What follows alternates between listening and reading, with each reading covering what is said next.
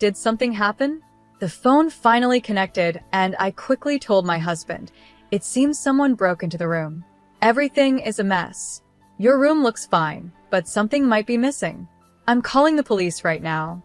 Wait a moment, my husband said, hesitating before telling me something I didn't expect. I had let my mother stay in the room during our trip. What does that mean? I wondered. My name is Lauren. I'm 32 years old, and I work at a company. I've been working hard since I graduated from university, and I got married just a year ago. My husband is Tyler. He works at a company we partner with. I first met Tyler when I went to a meeting at his company as the new project leader. I was nervous, but he greeted me with a warm smile. Nice to meet you. I'm Tyler. I'm looking forward to working with you, he said.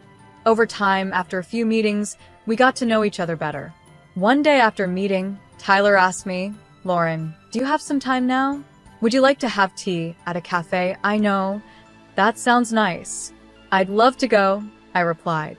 At the cafe, we talked, and I was drawn to his kindness and sense of humor. I felt comfortable opening up to him. Lauren, Tyler said after a while, I've been wanting to get to know you better. How about having dinner together this weekend? When he said that, I felt surprised and happy. Yes, I'd love to, I replied. After that, we went on more dates. Tyler was always kind and listened to me carefully. About 8 months later, after a dinner date, Tyler suddenly confessed his feelings. Lauren, to be honest, I've always been thinking about you. Will you go out with me? I love you. My heart swelled with happiness, and I responded, I love you too, Tyler. I look forward to our future together. From that moment, our romantic relationship officially began. As we continued dating, Tyler proposed a few times, saying, Lauren, let's live together. Let's get married. At first, I wasn't sure. It felt a bit fast. But Tyler's deep love and his wish to build a life together made me feel confident. One day, I finally said, Tyler, I also want to build a future with you.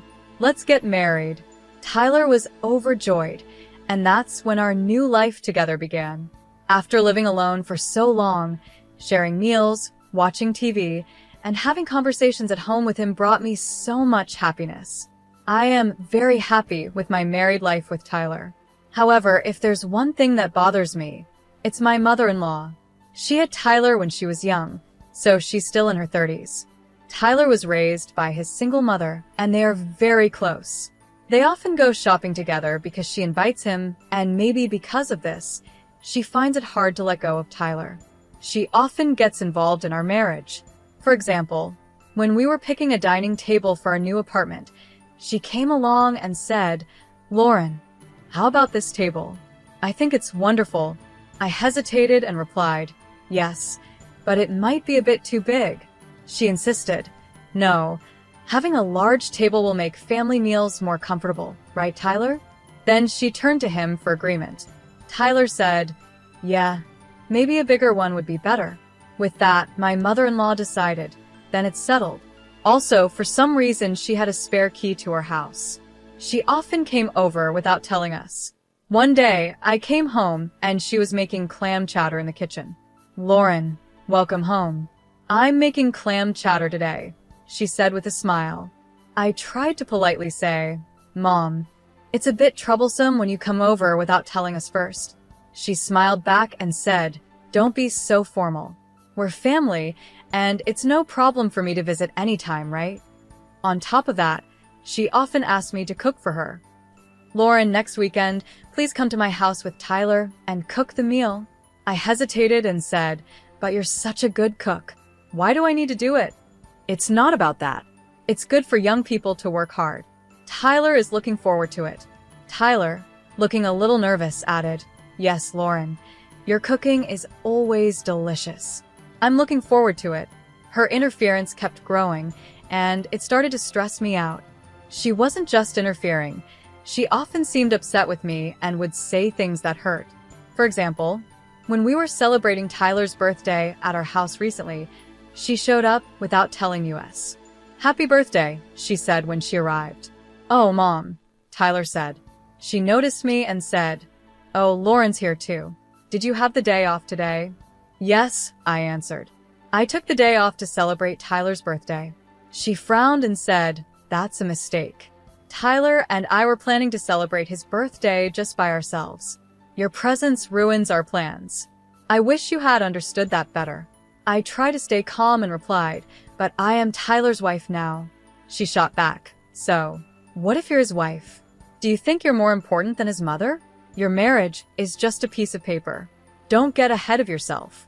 I'm his mother, and I brought him into this world." She always seemed to put her relationship with Tyler above mine. She didn't like me much because she loved her son so much. Because of that, she was often cold toward me. I told myself to stay calm and not feel jealous. After all, she raised Tyler alone, which is something to respect. But then something happened that I couldn't ignore. It was last week in the living room. There was an old watch that my grandfather gave me before he passed away. When he got sick and had to close his watch store, he gave me his oldest watch. This antique watch is worth over $40,000, and in his will, my grandfather said I should only sell it if I ever faced financial trouble. After he passed away, this watch became a very special heirloom to me. I kept it in the living room so I could always feel close to him. One day, when my mother-in-law visited, she saw the watch and criticized it. "What is this? Why keep such an old, worn-out watch in the living room like it has any value?" I tried to explain that it was a valuable antique and a special memory from my grandfather, but she didn't seem to understand. The way she looked down on the watch made me feel like she was also looking down on my grandfather and me. It hurt a lot. To protect the watch from more comments, I decided to put it away in a drawer in my room. Later, she asked with a laugh, "What happened to that old watch?" When I told her I had stored it in my room, she seemed happy, like she had won, which only made me feel worse. After she left, Tyler asked if I was okay and tried to comfort me. I told him how hurt I felt by what his mother said. He listened, but his answer was always the same. "My mom does it because she loves me." "I'm sorry." I wasn't looking for an apology. I just wanted him to support me when it came to his mother. But I also knew how much he respected her for raising him alone, and I knew he cared about me too. I understood it was hard for him to be stuck between his mother and me, so I couldn't blame him. In the end, I felt like I had no choice but to keep enduring it for his sake. Then, out of the blue, Tyler planned a week-long vacation. I felt so relieved and happy because I knew he was trying to ease the tension with his mother. We went on the trip, just the two of us, and I really enjoyed our time together. For a whole week, I didn't think about my mother-in-law at all. It was such a happy time, and the days passed quickly. Finally, the day came for us to go home. Tyler had to stop by his office first, so I went back home alone.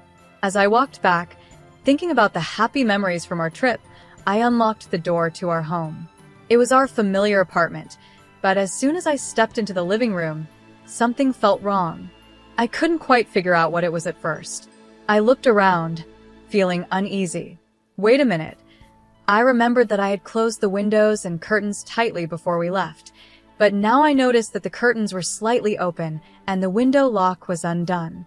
The sofa cushions were messy, and the TV remote, usually kept in its case, was neatly placed on the table. It seemed like things had been moved, but not in a way that was obvious. The room was clean, but since I always keep everything in order, these small changes made me feel really uncomfortable. I went to the kitchen and found that some food was missing from the fridge. There were watermarks in the sink, like someone had used it recently. What does this mean? I checked the entrance, but nothing seemed out of place. I started to wonder if my mother-in-law, who has a spare key, might have come in without telling us. But it didn't seem like something she would do while we were away, and we wouldn't have left the window unlocked. At the time, I believed she had some respect for our space. Then the idea that it might have been a burglar crossed my mind, but I didn't want to believe it. If it had been a break-in, there would be more mess, right? Everything in the living room seemed fine, so I tried to tell myself that Tyler must have moved something before we left. Even though I tried to convince myself, I couldn't reach Tyler, and my anxiety kept growing. What if someone really had come in? Feeling nervous, I opened the door to my room quietly. The moment I stepped inside, I was shocked by what I saw. My room was completely messed up. Clothes that should have been neatly folded were thrown all over the bed, and underwear was scattered on the floor. The drawers of the dresser were open, and clothes were jumbled up inside. The most shocking part was my desk. Every drawer had been pulled out, and the contents were tossed everywhere. I quickly checked the other rooms, but only my room had been targeted. Why just this room? There was nothing of great value here. Then I thought of the watch my grandfather had left me. No way. Why is it gone? I frantically searched around the desk, but the watch was nowhere to be found. At that moment, I realized the watch had been stolen. It was clear that someone had come in and taken it, but I couldn't understand why they would steal such an old watch. I lost control and quickly tried to call my husband again. This time, the call connected. "Did something happen?" he asked. I hurriedly explained. "It seems someone broke in. The room is a mess. Your room looks fine, but something might be missing. I'm calling the police right now." "Really?" he replied, sounding concerned. "Yes, some food is missing from the fridge too. Someone must have sneaked in." "Wait a minute," he said. "I want to check it out myself before you call the police. I'll be home soon. Meanwhile, see if anything else is gone." "But I can't wait. This is serious. Some of my things are missing," I exclaimed. Then, my husband said something unexpected in an uneasy tone. "Actually, I let my mother stay in the apartment while we were on the trip." "What do you mean?" I asked, shocked. "Our apartment is close to the station, and it's convenient for her to go downtown. She asked me if she could stay here to keep it safe." "Wait, why would you make such an important decision on your own?" I wasn't informed at all. I was furious. Knowing that I don't get along well with his mother, I felt hurt that he hadn't considered my feelings. But instead of addressing my anger, he just tried to calm me down. "There's no need to be so upset," he said. "It's always been like this. My mother comes and goes as she likes. Just deal with it like before." "That's not funny. I can't just endure this. My mother-in-law trashed the room. It's outrageous to just accept it." Suddenly, I heard a voice behind me. "Lauren, why are you so upset?" It was my mother-in-law. "Mom, are you talking to Tyler right now?" I asked, still angry. "Why are you speaking to my son like that?" she asked sharply. "I'm upset because he let you stay in our home without telling me," I replied. "It's not right. How dare you?" she snapped. "Blaming Tyler is like saying you hate that I'm here." "Honestly, I don't want you coming and going from our house whenever you feel like it," I said, unable to hold back. "You're such a coward, Lauren," she said angrily. "Don't talk like that." "You just blame me and get mad at Tyler for no reason, acting like the victim. But it's all in your head." It was clear that I had really been affected.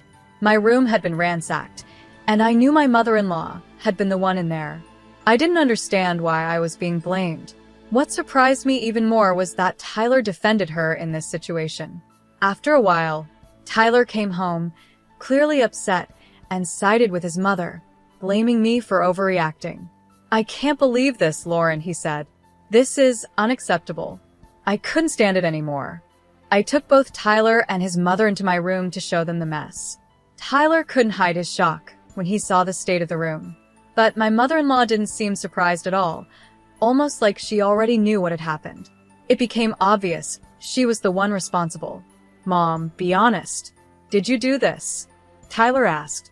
"Even if the room was messy, you're exaggerating." "It's not that bad," she said dismissively. "I just forgot to clean up. That's all," my mother-in-law said casually. "If I clean it now, there won't be a problem, right?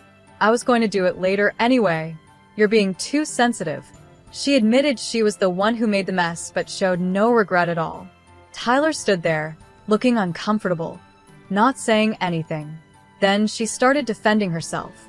"I borrowed Lauren's clothes because I left mine at home. We're not that different in size, so I thought it would be okay. We're family, so getting upset over this seems unreasonable, don't you think?" To my surprise, Tyler began to agree with her. "I think so. You can't blame everything on my mom just because a few things are missing. Borrowing things in a family is normal, and it's strange not to forgive a little mess." I had been hoping for an apology from both of them. Instead, it was the opposite. Tyler even asked me to apologize to his mother for my rude words and attitude, even though it was clear she had messed up my room. Seeing him support her so strongly made my feelings for him fade. I started feeling empty inside. I had always believed Tyler cared for me just as much as he did for his mother, but the truth was different. To avoid any criticism toward himself, he eagerly blamed me and clearly took her side. I felt neglected and heartbroken, and in that moment, I decided to stand up for myself. I couldn't keep holding back for Tyler's sake anymore. Before Tyler returned, I had already prepared my next move. I turned to my mother-in-law and asked directly, "Where did you take my watch?" She looked nervous but answered, "I don't know anything about a watch. Why would I care about that old thing?" But her reaction gave her away. I was sure she had taken it. No matter what Tyler said, I wasn't going to forgive her. I pressed her again. "You admit you made a mess in this room, right? There are things missing, and you must know where they are." Tyler jumped in to defend her. "Hey, stop accusing my mom.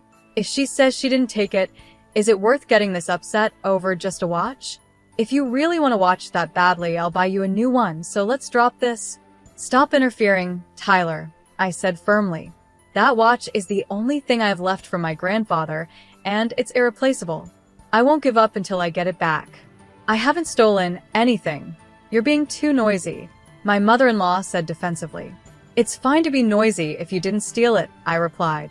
"Then we have to consider that someone else broke in, and if that's the case, I need to call the police immediately. They can investigate, take fingerprints, and help us find the thief quickly." I grabbed my phone and started walking out of the room. At that moment, my mother-in-law rushed to stop me. "Wait, please wait. There's no need to call the police. To be honest, I did borrow it, but I'll return it in a week, okay? Just a moment ago, you said you knew nothing about it," I said. "And please don't use the word borrowed. Taking something without permission is stealing. You've just admitted to stealing it. Where is the watch? It's very important to me, and I need it back now. I can't wait a week." She started sweating, looking more and more nervous. "It's impossible," she said. "Why is that?" I asked, feeling a sense of dread. "Because I already sold it to a pawn shop." What? "Really? You sold it?" "Yes, it sold for $40,000. Can you believe it? I didn't think it was worth that much." "Stop joking. Can you return the $40,000 right now?" I demanded. "I'll go to the pawn shop myself to get it back." Well, I'm sorry, but that's impossible," she stammered. "I've already spent most of the money, and there's only a little left. You'll have to find the money yourself." Seeing her mocking and disrespectful attitude, I realized there was no point in continuing the conversation. I made up my mind to take the final step. "I see. This was your last chance," I said calmly. I dialed the police. "Hello, I'm the person who called earlier. Unfortunately, a theft has occurred, and the person responsible is here. Please come right away."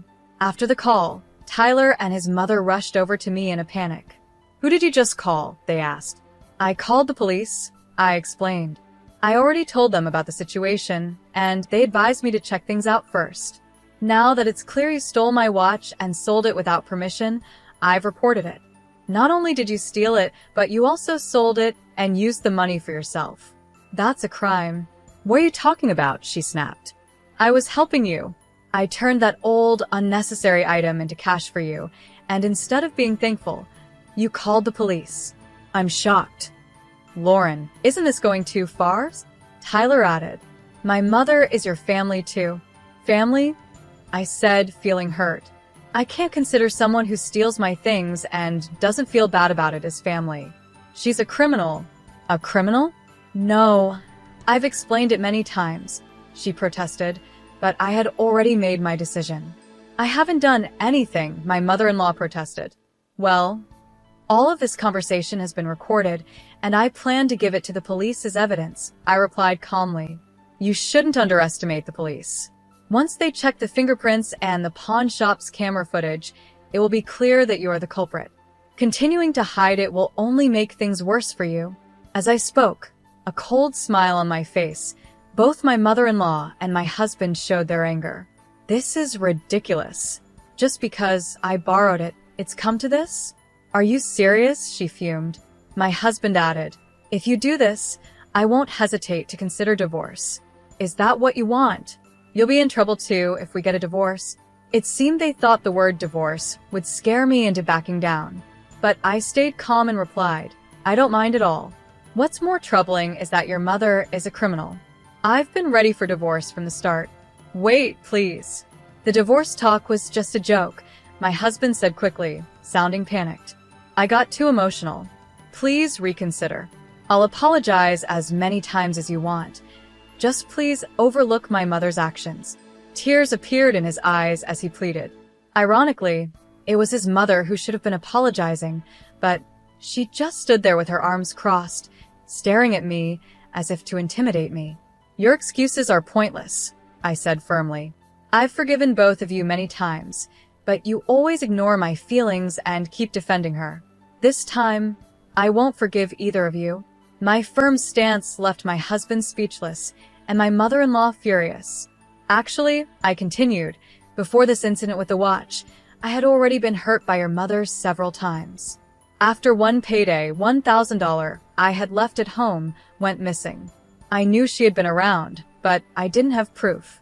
Since then, I've been deliberately leaving fake bills around the house. Did you know that?" She began to panic, visibly sweating. "What should I do? What should I do?" she muttered, as the reality of the situation set in. When the police arrived, I explained everything. Tyler and his mother tried to argue, saying things like, "This is just a family matter, and my wife is exaggerating," but based on the condition of the room and the recorded conversation, the police took my mother-in-law into custody on suspicion of theft. Tyler went to the police station with her, escorted by an officer. Afterward, I headed to the pawn shop my mother-in-law had mentioned. At the shop, there was clear evidence that she had sold the watch. The surveillance footage confirmed it. Luckily, my grandfather's watch had not been sold yet and was still there. Thanks to the officer's help, I was able to get it back. I was able to get back my grandfather's watch. It wasn't easy to confront my husband and mother-in-law, but I believe calling the police was the right thing to do. When I held the watch again, it felt like my grandfather was proud of me. After that, the divorce with my husband was finalized. He begged me to avoid the divorce and asked me to help his mother, but I ignored his pleas. I sometimes see him at work, but I don't talk to him, and my supervisor, who understands the situation, handles things professionally. Communication with him was done strictly through lawyers, and in the end, my husband accepted the divorce. The police gathered more evidence, including the pawn shop clerk's testimony, which confirmed my mother-in-law's guilt. She is now serving a 4-year prison sentence. At first, her actions were just to bother me, but when she found out the watch was worth a lot of money, she got greedy and spent it all. Because of that, she lost her part-time job and will have a hard time finding work after she gets out of prison. What started as minor harassment turned into a serious crime that ruined her life. The foolishness of her actions is shocking. Since she had no savings, the $40,000 to repay the pawn shop fell on my ex-husband. He's now working hard to pay for his mother's living expenses, and everyone at his workplace knows about our divorce and what his mother did. This has made his life difficult and uncomfortable. Meanwhile, I am finally free from the stress caused by my ex-husband and his mother. I'm thoroughly enjoying my independence. While my marriage didn't turn out as I had hoped, being able to protect the valuable watch from my beloved grandfather is a big comfort to me. Right now, I'm focusing more on myself than on romantic relationships, and I'm excited to enjoy my single life. I'm also looking for new hobbies and interests. A new chapter in my life is starting, and after everything I've been through, I'm dedicated to taking care of myself and living life fully. I plan to fill my days with hope and happiness and live a positive, active life.